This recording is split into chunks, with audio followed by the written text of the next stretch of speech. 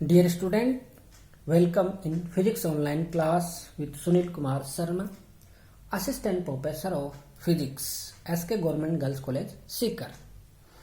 आज हम quantum mechanics के एक क्रांतिकारी सिद्धांत के बारे में चर्चा करेंगे। आज का हमारा जो क्रांतिकारी सिद्धांत है वो है हाइजेनबर्ग का अनिश्चितता सिद्धांत, हाइजेनबर्ग अनसर्टेनिटी प्रिंसिपल। हाइजेनबर्ग का अनिश्चितता सिद्धांत क्या है?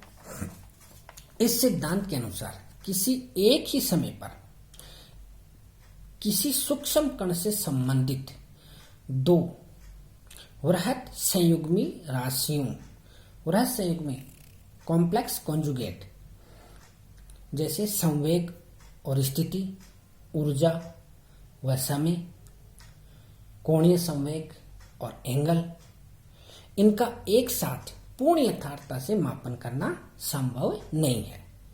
इस सिद्धांत को हम क्या कहते हैं? हाइजेनबर्ग का अनिश्चितता सिद्धांत। हाइजेनबर्ग का जो अनिश्चितता सिद्धांत है वो किसी एक्सपेरिमेंटल एरर से नहीं आता है। ये नेचर में ही उपस्थित होता है कि यदि हम एक ही समय पर किसी सूक्ष्म कण से संबंधित दो कॉम्प्लेक्स कॉन्जुगेट राशियों को एग्जैक्टली मापन करना चाहें तो वो संभव नहीं है।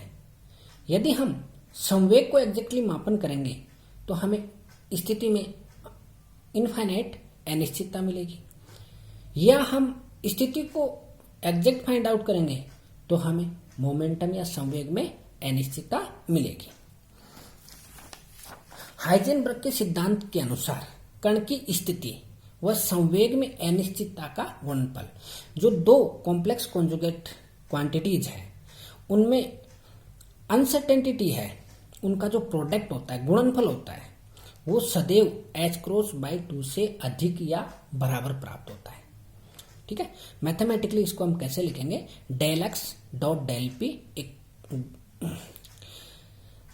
Equal to and greater than h×2। यहाँ डेल एक्स क्या है? अनसर्टेनिटी इन पोजीशन, और डेल पी क्या है? Uncertainty in momentum. इसी तरह यदि हम एनर्जी और टाइम की बात करें तो एनर्जी में जो अनसर्टेनिटी है डेल ई, और टाइम में जो अनसर्टेनिटी है डेल टी, उसका प्रोडक्ट भी क्या होगा? h×2 के या तो इक्वल होगा या बड़ा होगा। हाइजेनबर्ग का अनिश्चितता सिद्धांत स्थूल एवं सूक्ष्म दोनों प्रकार के कणों पर समान रूप से लागू होता है। मतलब बड़े कणों पर भी लागू होता है और छोटे कण जैसे इलेक्ट्रॉन है, प्रोटॉन है, अल्फा पार्टिकल्स हैं, या हम न्यूक्लियाई के बारे में चर्चा करें तो उन पर भी लागू होता है, और बड़े कण जैसे गेंद हैं इन पर भी ये लागू होता है। बट स्थूल मतलब बड़े कणों के लिए H/m का जो मान होता है वो बहुत बहुत कम होता है, और ऐसी स्थिति में जो स्थिति में अनिश्चितता होगी, डेल एक्स में जो अनिश्चितता होगी वो क्या होगी? नेग्लिजिबल होगी। तो हम साधारणतः ये कह सकते हैं कि जो हाइजेनबर्ग का अनिश्चितता सिद्धांत है वो मोस्टली कहाँ लागू होता है? सूक्ष्म कणों के लिए ही लागू होता है। अब हम इस सिद्धांत का एप्लीकेशन देखेंगे कि इस सिद्धांत को कहाँ एप्लीकेबल किया जा सकता है। तो इसके बहुत सारे फील्ड हैं, मोस्टली हम एक दो फील्ड को देखेंगे। Application of Heisenberg uncertainty principal. हमारा जो फर्स्ट आज हम देख रहे हैं वो है ground state energy of hydrogen atom. Hydrogen परमाणु में इलेक्ट्रॉन की मूल ऊर्जा अवस्था में ऊर्जा। ओके, कि जब इलेक्ट्रॉन है हाइड्रोजन परमाणु की जो मूल का मतलब है मिनिमम एनर्जी लेवल, उसमें होता है तो उसकी एनर्जी को हम अनसर्टेनिटी प्रिंसिपल के द्वारा फाइंड आउट करते हैं। ओके, तो सबसे पहले हम एज्यूम कर लेते हैं कि हाइड्रोजन परमाणु के मूल अवस्था में इलेक्ट्रॉन की स्थिति R है, कि यहां जैसे ये हाइड्रोजन एटम है और इसकी स्थिति, इलेक्ट्रॉन की स्थिति कितनी है? R है। अतः इलेक्ट्रॉन R त्रिज्या के गोले के अंदर कहीं भी रह सकता है। यहाँ इलेक्ट्रॉन यहाँ भी हो सकता है, इलेक्ट्रॉन यहाँ भी हो सकता है, इलेक्ट्रॉन यहाँ भी हो सकता है। ये R त्रिज्या के गोले में कहीं भी हो सकता है। ओके, तो according to Heisenberg uncertainty principle क्या होगा, del X dot del P equal to H cross. यहां हमने देखा था कि del X dot del P की वैल्यू क्या होती है, एच क्रॉस बाई 2 से ज्यादा होती है। तो यहां इसको हम सिमिलरली क्या मान रहे हैं, एच क्रॉस। ओके, कि यदि ये एच क्रॉस बाई 2 से ज्यादा है तो ये एच क्रॉस से भी क्या होगा, लगभग ज्यादा ही होगा। एच क्रॉस बाई 2 एग्जैक्ट किन के लिए होता है, एच क्रॉस बाई एग्जैक्ट उनके लिए होता है जो क्या हो, गाउसियन वेव फंक्शन को फॉलो करते हैं। ओके, तो यहां से हम डेल पी इक्वल टू कितना आ जाएगा, H cross by del X, ठीक है, या del P equal to H cross by R. यहां डेल एक्स को हम क्या लिख रहे हैं, आर, क्योंकि हमारी जो स्थिति में अनिश्चितता होगी वो कितनी हो सकती है, आर तक हो सकती है, क्योंकि यहाँ इलेक्ट्रॉन यदि यहाँ है, इलेक्ट्रॉन यहाँ है, इलेक्ट्रॉन यहाँ, ये आर त्रिज्या के गोले में कहीं भी हो सकता है। तो यहाँ मैक्सिमम जो अनिश्चितता हमें मिलेगी वो कितनी मिलेगी, आर मिलेगी। तो डेल एक्स की जगह हम क्या रिप्लेस कर देंगे, यहाँ आर। तो डेल पी इक्वल टू कितना हो गया, एच क्रॉस बाई आर। इसको इक्वेशन नंबर 1 कह रहे हैं।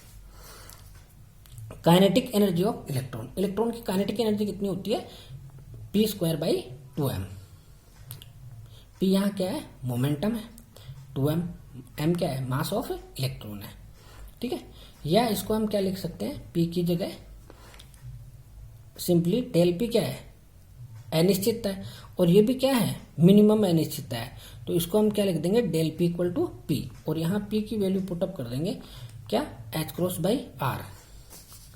P equal to del P equal to H cross by R, minimum momentum of electron in hydrogen atom. क्योंकि हम क्या कर रहे हैं, यहाँ मिनिमम एनर्जी फाइंड आउट कर रहे हैं। तो K equal to P square by 2m, P की जगह वैल्यू पुट करो एच क्रॉस बाई आर, तो हमें मिलेगा K equal to H cross square by 2m R square. Okay, and potential energy U equal to कितना होगा, minus K E square upon R. Okay, तो total energy क्या हो जाएगी हमारी, total energy E equal to K plus U, kinetic energy plus potential energy. Kinetic energy की जगह value put up करेंगे हम H cross square by 2m R square, minus potential energy की जगह वैल्यू पुट अप कर देंगे हम K E square upon R. Okay, for ground state, ground state के लिए क्या होगा, एनर्जी होगी वो मिनिमम होगी, ठीक है। मिनिमम का मतलब E equal to E minimum.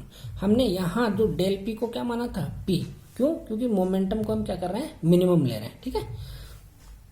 For ground state the energy will be minimum equal to E0, और मिनिमम की कंडीशन में क्या होगा कि इसका जो डिफ्रेंशिएशन होगा वो किसके इक्वल होगा, 0 के इक्वल होगा। Okay, thanks for today. इसका जो नेक्स्ट वीडियो हम देखेंगे।